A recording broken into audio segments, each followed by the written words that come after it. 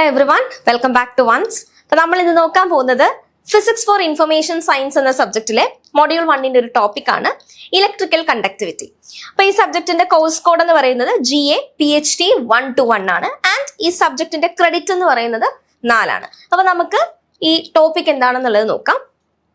അപ്പോൾ അവിടെ നോക്കിയേ, ക്ലാസിക്കൽ ഫ്രീ ഇലക്ട്രോൺ തിയറി. ആദ്യം തന്നെ ഞാനൊരു തിയറിയാണ്, നിങ്ങളുടെ സിലബസിലെ ഫസ്റ്റ് കൊടുത്തിരിക്കുന്നതാണ് ക്ലാസിക്കൽ ഫ്രീ ഇലക്ട്രോൺ തിയറി. അപ്പൊ ഇതിനായിട്ട് കുറച്ച് പോസ്റ്റുലേറ്റും കാര്യങ്ങളൊക്കെ ഉണ്ട്. അപ്പൊ നമുക്കത് നോക്കാം എന്താണെന്നുള്ളത്. നോക്കി, ഈ തിയറിക്കകത്ത് പറയുന്ന ഫസ്റ്റ് പോസ്റ്റുലേറ്റ് എന്ന് പറയുന്നത് നമ്മളെ സോളിഡ് ഉണ്ടല്ലോ, സോളിഡ് എന്ന് പറയുന്നത് എന്തുകൊണ്ട് ഉണ്ടായതാണ് സോളിഡ്? നമ്മളെ group of metals, group of atoms കൂടിയാണ് ഒരു മെറ്റൽ ഉണ്ടാവുന്നത്. ആ മെറ്റലിനകത്ത് അല്ലെങ്കിൽ ആറ്റത്തിനകത്ത് എന്തുണ്ട് മക്കളെ? ന്യൂക്ലിയസ് ഉണ്ട്. ആ ന്യൂക്ലിയസിന് ചുറ്റും ആര് റിവോൾവ് ചെയ്യുന്നുണ്ട് അല്ലെ ആര് കറങ്ങുന്നുണ്ട് മക്കളെ? നമ്മുടെ ഇലക്ട്രോൺസ് കറങ്ങുന്നുണ്ട്. അപ്പൊ ഫസ്റ്റ് പോസ്റ്റുലേറ്റ് എന്താണ്? ഒരു സോളിഡ് മെറ്റൽ ഉണ്ട്. ആ മെറ്റൽ കമ്പോസ് ചെയ്തിരിക്കുന്നത് എന്ത് വെച്ചിട്ടാണ്? ആറ്റം വെച്ചിട്ടാണ്. ആ ആറ്റത്തിനകത്ത് എന്തുണ്ട്? ന്യൂക്ലിയസ് ഉണ്ട്. അല്ലെ ആറ്റത്തിന് നടുക്ക് എന്തുണ്ട്? ന്യൂക്ലിയസ് ഉണ്ട്. ആ ന്യൂക്ലിയസിന് ചുറ്റും ആര് റിവോൾവ് ചെയ്യുന്നുണ്ട്? ആര് കറങ്ങുന്നുണ്ട്? നമ്മുടെ ഇലക്ട്രോൺസ് കറങ്ങുന്നുണ്ട്. ക്ലിയർ ആണല്ലോ? ഫസ്റ്റ് പോസ്റ്റുലേറ്റ് ക്ലിയർ ആണല്ലോ? ഡൗട്ട് ഒന്നുമില്ലല്ലോ? ഒന്നുകൂടെ പറയാം. ഫസ്റ്റ് പോസ്റ്റുലേറ്റ് എന്താണ്? നമുക്ക് ഒരു സോളിഡ് മെറ്റൽ ഉണ്ട്. ആ മെറ്റൽ കമ്പോസ് ചെയ്തിരിക്കുന്നത് ആറ്റം വെച്ചിട്ടാണ്. പിന്നെ ആ ആറ്റത്തിനകത്ത് ആരുണ്ട്? ന്യൂക്ലിയസ് ഉണ്ട്. ആ ന്യൂക്ലിയസിന് ചുറ്റും ആര് കറങ്ങുന്നുണ്ട് അല്ലെ ആര് റിവോൾവ് ചെയ്യുന്നുണ്ട്? നമ്മുടെ ഇലക്ട്രോൺസ് റിവോൾവ് ചെയ്യുന്നുണ്ട്. പോയിന്റ് ക്ലിയർ ആയേ? അപ്പൊ അതായത് ഒരു ഡയഗ്രാം കൊടുത്തിട്ടുണ്ട്. ഈ ഡയഗ്രത്തിൽ കണ്ടോ, ഈ പച്ച ബോൾ പോലെ ഇരിക്കുന്ന എന്താണ്? ഇതെന്താണ്? ആറ്റമാണ്. ഈ ആറ്റംസ് ഒക്കെ നമ്മൾ എന്ത് ചെയ്യാണ്? ക്ലോസ്ലി പാക്ക് ചെയ്ത് വെച്ചേക്കാണ്. സോ അങ്ങനെ ക്ലോസ്ലി പാക്ക് ചെയ്ത് വെച്ചേക്കുന്ന ആറ്റത്തിനാണ് നമ്മൾ എന്ത് ബേസിക്കലി സോളിഡ് എന്ന് പറയുന്നത് അല്ലെ? സോളിഡ് എന്ന് പറയുന്നത്. അപ്പൊ ലിക്വിഡ് എന്ന് പറയുന്നത് എങ്ങനെയായിരിക്കും? ക്ലോസ്ലി പാക്ഡ് അല്ലായിരിക്കും അല്ലെ? കുറച്ച് ഗ്യാപ്പ് കാര്യങ്ങളൊക്കെ ഉണ്ടാവും. ഗ്യാസ് എന്ന് പറഞ്ഞാൽ എന്താണ്? വളരെ ഗ്യാപ്പ് കാണും. അപ്പൊ ഇതാണ് basic thing. First postulate clear ആയെന്ന് വിചാരിക്കുന്നു. സെക്കൻഡ് പോസ്റ്റുലേറ്റ് നോക്കി. In a metal they have valency electrons of the atoms and are free to move throughout the volume of the metal. അതായത് ഒരു മെറ്റലിനകത്ത് എന്തുണ്ട്? വാലൻസി ഇലക്ട്രോൺസ് ഉണ്ട്. വാലൻസി ഇലക്ട്രോൺസ് ഓഫ് ആറ്റം അവരെന്താണ്? Free to move throughout the volume of the metal. ഇതാണ് നമ്മുടെ second postulate. Third postulate നോക്കി. The free electrons move in a uniform potential field due to the ions fixed in the lattice. ലാറ്റിസിനകത്തെ ion fix ചെയ്ത് വെച്ചിരിക്കുന്നത് കൊണ്ട് ഈ free electrons എന്താണ്? Uniform potential field ആയിട്ടാണ് എന്ത് ചെയ്യുന്നത്? മൂവ് ചെയ്യുന്നത്. അതാണ് എന്ത്? Third postulate. ഫോർത്ത് പോസ്റ്റുലേറ്റ് നോക്കി. In absence of electric field, electric ഫീൽഡിന്റെ അതായത് ഇലക്ട്രിക് ഫീൽഡ് ഇല്ലാത്ത സാഹചര്യത്തിൽ free electrons move in a random direction. Electric field ഇല്ലാത്ത സാഹചര്യത്തിൽ ഫ്രീ ഇലക്ട്രോൺസ് എന്താണ്? ഒരു റാൻഡം, അതായത് യൂണിഫോം ഡയറക്ഷൻ ആണെന്ന് നമ്മൾ ഇത്രയും നേരം പറഞ്ഞുകൊണ്ടിരുന്നത്. അത് എപ്പോഴാണ് യൂണിഫോം ഡയറക്ഷൻ ആവുന്നത്? നമ്മുടെ എന്താണ് ഈ പറയുന്ന ഇലക്ട്രിക് ഫീൽഡ് ഉള്ള സമയത്താണ് ഇവർ എന്ത് ചെയ്യുന്നത്? യൂണിഫോം ഡയറക്ഷനിൽ ഇവര് പാസ് ചെയ്യുന്നത്. പക്ഷേ ഇലക്ട്രിക് ഫീൽഡ് ഇല്ലാത്ത സാഹചര്യത്തിൽ ഫ്രീ ഇലക്ട്രോൺസ് എങ്ങനെയാണ് മൂവ് ചെയ്യുന്നത്? ഇൻ റാൻഡം ഡയറക്ഷനിലായിരിക്കും ഇവർ എന്ത് ചെയ്യുന്നത്? മൂവ് ചെയ്യുന്നത്. ഈ പോയിന്റ്സ് ഒക്കെ ജസ്റ്റ് ഒന്ന് ഓർത്ത് വെച്ചിരിക്കാം. റാൻഡം ഡയറക്ഷനിലായിരിക്കും മൂവ് ചെയ്യുന്നത്. And collide with either positive ions. And ഇവർ എന്ത് ചെയ്യും? അവിടെയുള്ള പോസിറ്റീവ് അയോണുമായിട്ട് എന്ത് ചെയ്യും? കൊളൈഡ് ചെയ്യും. And fixed to the lattice of the other free electrons. മറ്റുള്ള ഫ്രീ ഇലക്ട്രോൺസിലോ അല്ലെങ്കിൽ നമ്മുടെ ലാറ്റിസ് റീജിയനിലോ ഫിക്സ് ചെയ്ത് വെച്ചിരിക്കുന്ന എന്തായിട്ട് ഇവർ കൊളൈഡ് ചെയ്യും? ഇലക്ട്രോൺസ് ആയിട്ട് ഇവരെന്ത് ചെയ്യും? കൊളൈഡ് ചെയ്യും. And collisions are elastic in nature. So there is no loss of energy. So collision എന്ന് പറയുന്നത്, അതായത് അവർ തമ്മിലുള്ള കൂട്ടിയിടിക്കുന്ന ആ ഒരു കൊളിഷൻ എന്ന് പറയുന്നത് എന്തായിരിക്കും? ഇലാസ്റ്റിക് ഇൻ നേച്ചർ ആയിരിക്കും. അതുകൊണ്ട് തന്നെ there is no loss of energy. ഇവിടെ എന്ത് ചെയ്യില്ല? എനർജി നഷ്ടപ്പെടാനായിട്ടുള്ള സാധ്യത എന്തായിരിക്കും?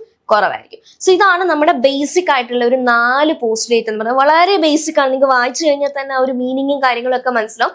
നമ്മൾ 12th പഠിച്ച അതേ കാര്യങ്ങളൊക്കെ ജസ്റ്റ് ഒന്ന് റീകളക്ട് ചെയ്തെടുത്താൽ മതി. വേറെ കൂടുതലായിട്ടൊന്നും ഇവിടെ കൊടുത്തിട്ടില്ല. അപ്പൊ എന്താണ് മക്കളെ? നമ്മൾ ഫസ്റ്റ് പഠിച്ച ക്ലാസിക്കൽ ഫ്രീ ഇലക്ട്രോൺ തിയറിയാണ്. അപ്പൊ ഈ ഡയഗ്രാം ഒന്ന് ഓർത്ത് വെച്ചിരിക്കുക. ഇതാണ് free electrons, negatively charged free electrons. ഈ ബ്ലാക്ക് ബോൾ കൊടുത്ത് കാണാൻ പറ്റുന്നുണ്ടോ? ഈ ബ്ലാക്ക് ബോൾ കൊടുത്തേക്കുന്നതാണ് നേടെ. ഈ ബ്ലാക്ക് ബോൾ കൊടുത്തേക്കുന്നതാണ് നമ്മുടെ എന്തെന്ന് പറയുന്നത്? ഫ്രീ ഇലക്ട്രോൺസ് എന്ന് പറയുന്നത്. അത് negatively charged free electrons. Metal ions ആണ് ഇത് ഇരിക്കുന്നത്. Positively charged metal ions. ഒക്കെ ഡയഗ്രാം ശ്രദ്ധിച്ചാൽ മതി. ആൻഡ് നമ്മുടെ പോസ്റ്റുലേറ്റ് മനസ്സിലായി. ഫസ്റ്റ് പോയിന്റ് ക്ലിയർ ആയല്ലോ. എന്താണ്? സോളിഡ് മെറ്റൽ ഉണ്ട്. അവര് എന്താണ്? ആറ്റം വെച്ച് കമ്പോസ് ചെയ്തേക്കാണ്. And they have nucleus and which is revolving around ചെയ്യുന്ന ആരാണ്? ഇലക്ട്രോൺസ് ആണ്. അഗെയിൻ സെക്കൻഡ് പോയിന്റ് എന്താണ്?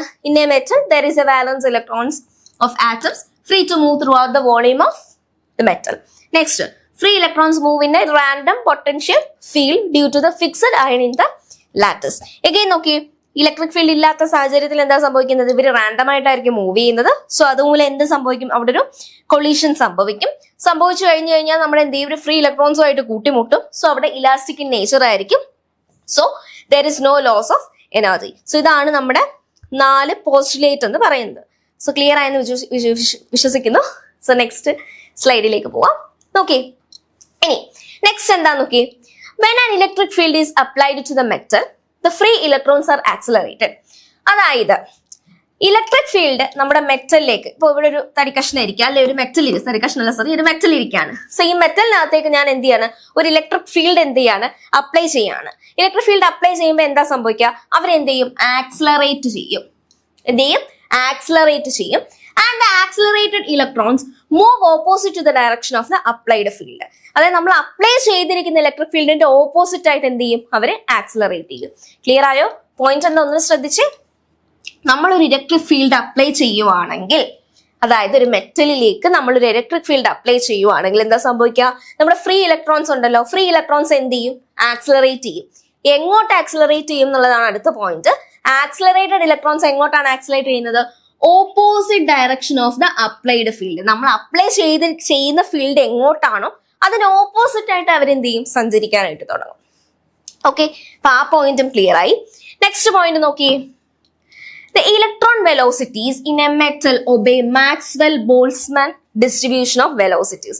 അപ്പം ഈ മോഡ്യൂളിൽ നമ്മൾ മാക്സ്വെൽ ബോൾട്സ്മാൻ ഇക്വേഷനും കാര്യങ്ങളൊക്കെ എന്താണെന്നുള്ളത് പഠിക്കും. തൽക്കാലം നമ്മുടെ ഈ ഒരു ക്ലാസിക്കൽ ഫ്രീ ഇലക്ട്രോൺ തിയറി മനസ്സിലാക്കാൻ വേണ്ടിയിട്ട് നിങ്ങൾ എന്ത് ചെയ്യുക? പഠിച്ചു വെക്കുക.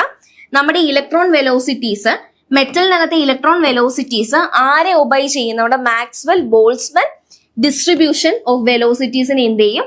ഒബേ ചെയ്യും. നെക്സ്റ്റ്, ഒബേ ചെയ്യും മീൻസ് അവരെന്ത് ചെയ്യും? അത് സാറ്റിസ്ഫൈ ചെയ്യും എന്ന് നമ്മൾ പറയും. നെക്സ്റ്റ് പോയിന്റ് നോക്കി, the movement of free electrons obeys the classical kinetic theory of gases. അതായത് നമ്മുടെ ഫ്രീ ഇലക്ട്രോൺസിന്റെ മൂവ്മെന്റ് ഉണ്ടല്ലോ, ഇവരെന്തനുസരിക്കും? ഇവര് ഒബേ ചെയ്യുന്ന എന്താണ്? Classical kinetic theory of gases. ഓർത്ത് വെച്ചിരിക്കുക, classical kinetic energy of gases. Classical kinetic energy of gases.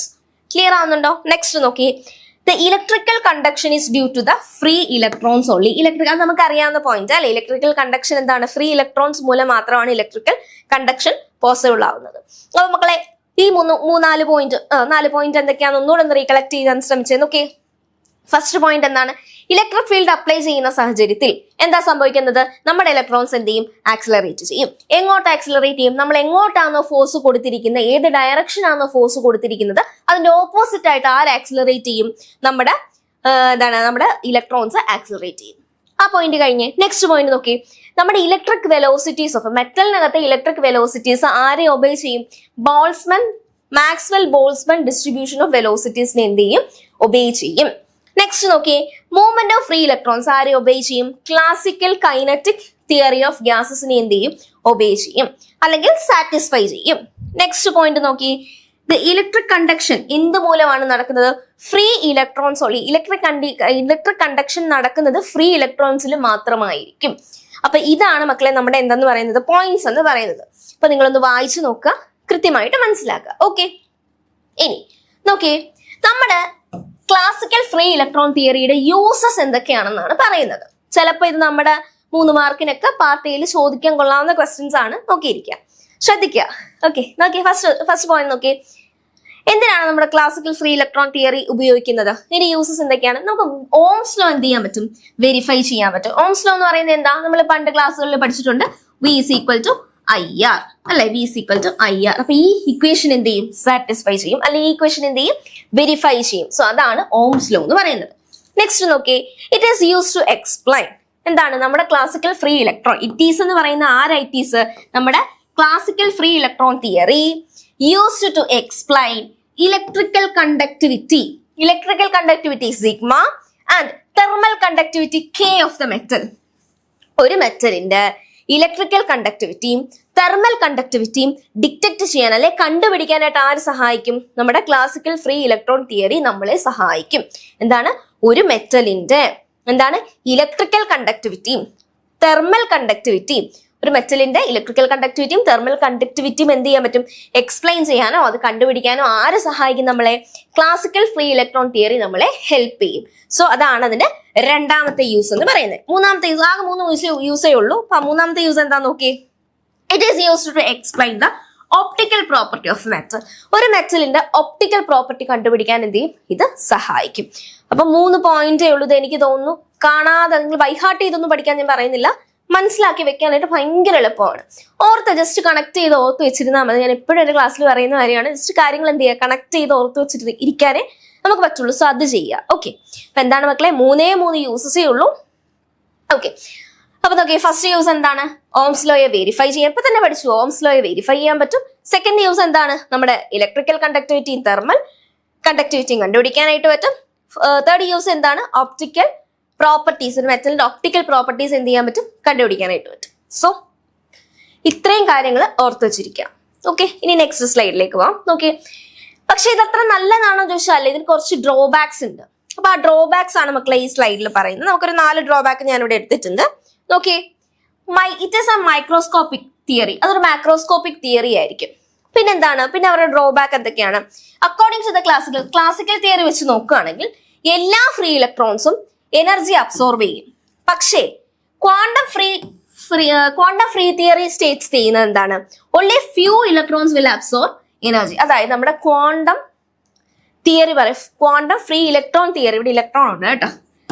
Quantum free electron theory state ചെയ്യുന്നത് എന്താന്ന് വെച്ചിട്ടുണ്ടെങ്കിൽ കുറച്ച് ഇലക്ട്രോൺസ് മാത്രമേ എനർജി അബ്സോർബ് ചെയ്യുന്നതാണ്. പക്ഷേ നമ്മുടെ ഈ ക്ലാസിക്കൽ ഫ്രീ ഇലക്ട്രോൺ തിയറിക്കകത്ത് എല്ലാ ഇലക്ട്രോൺസും, എല്ലാ ഫ്രീ ആയിട്ടുള്ള ഇലക്ട്രോൺസും എന്ത് ചെയ്യുന്നുണ്ട്? നമ്മുടെ എനർജീസ് മൊത്തത്തിൽ എന്ത് ചെയ്യുന്നുണ്ട്? അബ്സോർബ് ചെയ്യുന്നുണ്ട്.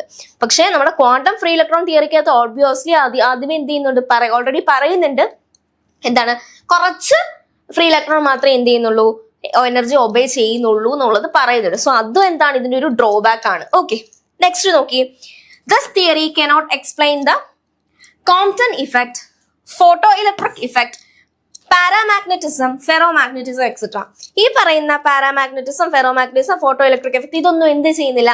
ആര് പറയുന്നില്ല? നമ്മുടെ ഫ്രീ ഇലക്ട്രോൺസ്, ഈ ക്ലാസിക്കൽ ഫ്രീ ഇലക്ട്രോൺ തിയറി എന്ത് ചെയ്യുന്നില്ല? പറയുന്നില്ല. ഇതിനെക്കുറിച്ച് ഒന്നും എന്ത് ചെയ്യുന്നില്ല, ഇവിടെയും നമ്മുടെ അടുത്ത് പറയുന്നില്ല. സോ അതും എന്താണ്? ഇതിന്റെ ഒരു ഡ്രോബാക്ക് ആണ്. നെക്സ്റ്റ് നോക്കി, this theory cannot explain the electrical conductivity of A semi conductor and insulator. നമുക്കറിയാം, കണ്ടക്ടർ ഉണ്ട്, സെമി കണ്ടക്ടർ ഉണ്ട്, ഇൻസുലേറ്റർ ഉണ്ട്. അപ്പൊ ഇതിനകത്ത് ഇവരെന്ത് ചെയ്യുന്നുണ്ട്? കണ്ടക്ടറിന്റെ കാര്യം മാത്രമേ പറയുന്നുള്ളൂ. കണ്ടക്ടർ എന്ന് പറഞ്ഞാൽ മെറ്റൽസിന്റെ കാര്യം മാത്രമേ പറയുന്നുള്ളൂ. മെറ്റൽസ് എന്ന് പറഞ്ഞാൽ എന്താ? കറണ്ടിനെ കണ്ടക്ട് ചെയ്യും.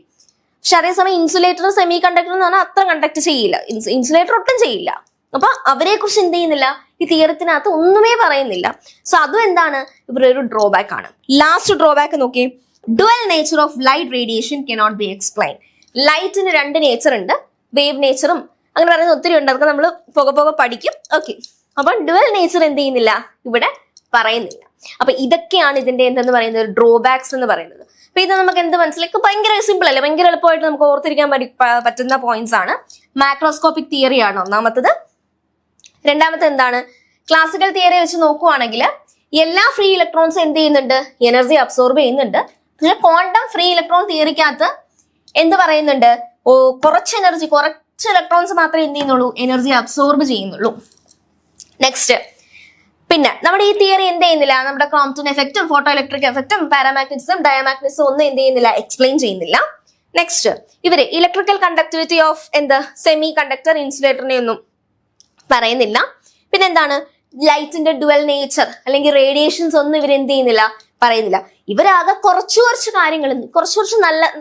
കാര്യങ്ങൾ മാത്രമേ അങ്ങും എങ്ങും തൊടാതെ ഒരു എന്താണ് ഇപ്പം കണ്ടക്ടേഴ്സിന്റെ മാത്രം കാര്യങ്ങളാണ് ഇവരെന്ത് ചെയ്യുന്നത്? മുന്നോട്ട് വെക്കുന്നത്. സോ ഇതൊക്കെ എന്താണ്? ഇതിന്റെ ഡ്രോബാക്സ് ആണ്. അപ്പൊ ഇതൊക്കെ ഓർത്ത് വെച്ചിരിക്കാം.